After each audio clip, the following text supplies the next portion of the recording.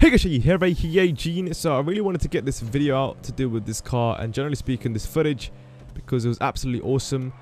The main intentions, first of all, when I started up this race along with Picano, is to really sort of get the feel of this track with these cars that we were going to test, because it's the first time using these cars on this track.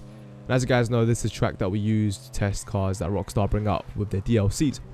So it was also our first race of the day. You got to take that into consideration. So at first it was like, all right, getting used to the cars, really to see how well the Casco can do against the Z-Type, provided that, you know, the Z-Type currently the most dominant within the sports classics. So we sort of just wanted to gather a little bit more information from the Casco, and it turns out it was quite insane actually. It turns out to be quite awesome. It can actually keep up with the Z-Type, provided by the way the car itself works and how it's got this insane amount of acceleration when it shoots out of corners.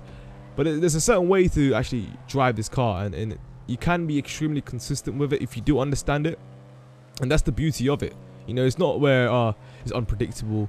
Yeah, you know, it's just about can compete. No, it can actually compete with the Z-Type if you can get used to it, because there's a lot more freedom to it over the Z-Type from what I've tested so far. And you guys will see the car episodes when they do come out, or as I'm currently working on it. So obviously this was essentially the warm-up for the actual lap testing on this track to really push the limits.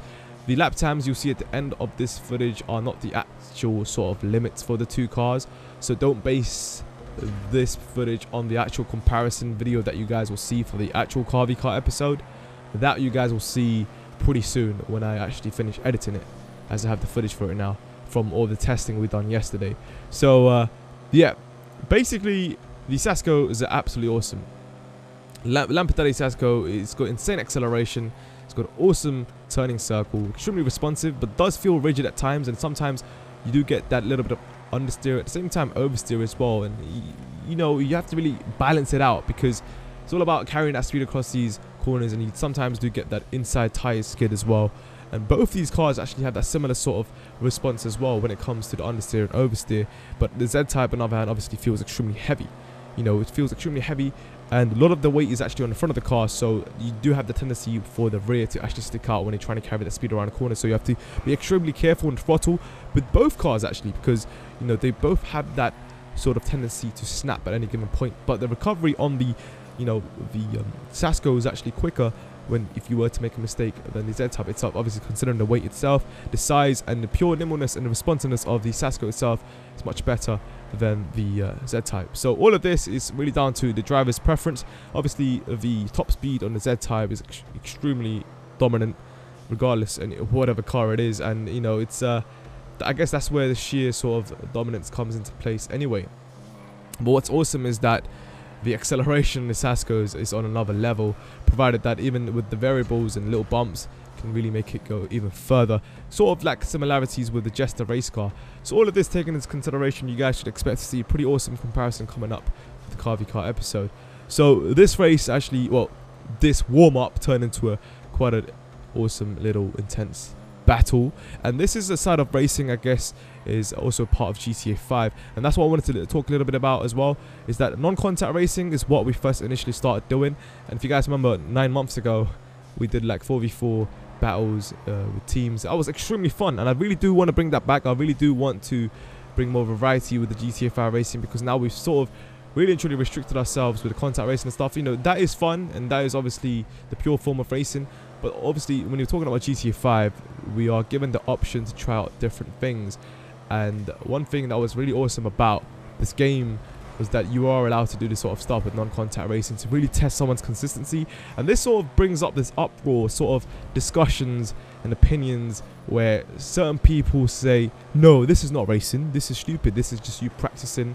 But there's other people be like, no, this is all to do with consistency and testing someone's composure at any given point, and to not make that mistake, and to really keep going and to show that dominance. And there's a lot of different opinions and perspectives on this. Personally, from my point of view, I enjoy all sorts of racing on GTA 5. I personally don't give two shits. You know, I do respect someone that actually can adapt to all of this and really deal with it, and just, if it does come into play, you do it. Now obviously we are given the rules within the crew itself. But this sort of stuff is fun to do, you know, and I do want to bring that back, and I do miss it. Honestly, I do. You can see it just goes back and forth. It really comes down to the concentration of the player, given every single corner that comes up. And this is just another skill in itself, another sort of competition in itself, and it's just awesome. You may not even have to classify this as racing, you know. It's just a consistency, composure test, really, to cope with these sort of environments, and provided that, you know, this is kept going every single lap. And it was awesome because what's crazy is that the Casco actually keeps up, man. It keeps up with the Z-Type. Obviously, it's all extremely track dependent, because, you know, if you're given a track with a bunch of straights, the Z-Type's going to dominate, where there's a lot of points where there's breathers. And because this track's got constant curves and a lot of speed carry, a lot of things to pay attention to, you have to always be on your toes. You know, a lot of tight braking points, you know, chicanes, and really controlling the car. That's the beauty of this track. You know, you don't really get a breather. And what's really awesome is that this obviously was unintentional, like I've said, and so this sort of brought back memories of the whole point I was talking about with the whole non-contact playlists and teams going against each other. And like I said, man, I'm definitely going to bring that back, and want to bring more variety, because obviously with the break of not doing that, with majority of us obviously have developed a racecraft through just racing on this game. Essentially what that is, the main aspect of that is being aware of people around you, along with the patience as well, and respecting the other players. Now that a lot of people have developed that, you know, if we were to ever go back to this sort of racing, I'm sure it will be extremely intense as opposed to how it was back in the day.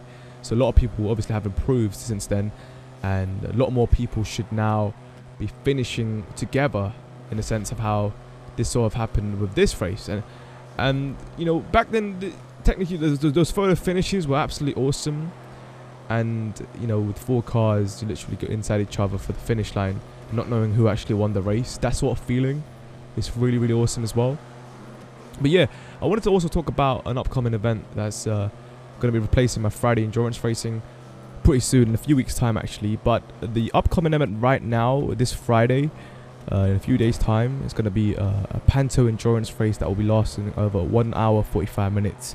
It's going to be 69 laps on Panty circuit. I'm sure you guys have seen a footage of that between me and El Mr. battling it out. I'll also leave a link in the description for that track as well. That will be Friday night, this Friday, 7 PM GMT is when I'll be streaming on Twitch. So be sure you guys are there. Make sure you guys are there actually to support that. It's going to be pretty awesome. It's going to be obviously all organized from the sign-ups on our Sweat Buckets forums, with actual qualifiers before the initial race, which will start at 8 PM, which determines, you know, the starting grid from the qualifiers. And a few weeks after this event, there's going to be an F1 championship season with 11 teams, 22 drivers, and each team there's 2 drivers, and it's going to be only Turismo. Each week there's a different track, and the track will be an hour long, sort of an endurance race, and there will be points handed out each race by each week. At the end, obviously the team with the highest points will win. This is going to be insane, and basically it's sort of an announcement right now, official announcement, that the post is currently up, where you guys can actually feel free to sign up. The sign-ups actually will close on the 1st of April, so be sure you guys get clicking in the description below for the actual thread for the forums of Apex Stalkers to actually sign up and get that done. And the sign-up process is slightly different. It's not just straight up signing up with your PSN. There's a little bit more to it, a little bit more detail, so we can get a little bit more information from you. On that note of the whole sort of events and signing up on forums, it's really to get you guys involved and get the community going, because this is the only way to keep things organized. Thing is, when it comes to random races in public lobbies, even if I was the person to host it, invite people from the crew, because it's open, sometimes you get these random people that have no idea what to do and just completely ruin the experience for other people. So whenever people come back from school or work wanting to take part and actually have the knowledge and the capability of, you know, racing this way, their sort of experience gets prevented due to other people's ignorance when it comes to just simply accepting an invite, not knowing what to do because they lack the knowledge. And that kind of does suck, you know. It just happened quite frequently in the past few months, and a lot of people got extremely frustrated, you know. At the end of the day, you know, wasting time even from the poor servers and service itself when it comes to having to wait for players to join the lobby in the first place, a lot of disconnections, and now the invites don't work properly. So that is just putting even further stress on you, let alone racing itself. So that's the perspective that we currently deal with. So we don't really want to test people's patience in that sense. Just want to get things going, you know. A lot of crews have been already doing this. We are sort of the ones getting into it a bit late, I guess. But it does require a little bit of effort for those who are, you know, wanting to organize this. And I do respect those who are doing it, like, you know, the other crew leaders out there. So this essentially is getting people together. Like I said, it's more fun this way to get the experience going from GTA 5 racing, when the rules are given out for everyone in the lobby, and so everyone's on the same level that understands exactly what is expected from that particular event, and so everything becomes much more smoother and intense, which I'm sure you guys saw of the 99 lap sweeper speedway highlight endurance race, which was our first event, and it turned out to be absolutely awesome. And it's not even based on anything, it's not based on the season or anything, it's just a random event, but because it was organized, there's a lot more that you can expect from the lobby without having to expect the worst, you know. And that is the beauty of it. And this right there, also the photo finish, which, wow, look at the 0.001 difference there between the Casco and the Z-Type. It's absolutely insane. You can pretty much gather a lot of information from this video by just looking at the footage from certain corners and the way the cars respond to them. So like I said, people, man, you know, expect to see the car v car comparisons, and also expect to see coverage of all these events on my YouTube channel. And you can also see them live on my Twitch as well, which there's a link to it in the description below. All it is, GUN1T1233 on Twitch. Give it a follow, and I'll be streaming most of the time anyway, after the testing is completely done. So thanks for watching, guys. I'll see you guys next time. Shaggy, sign now. Good night, peace. Yeah.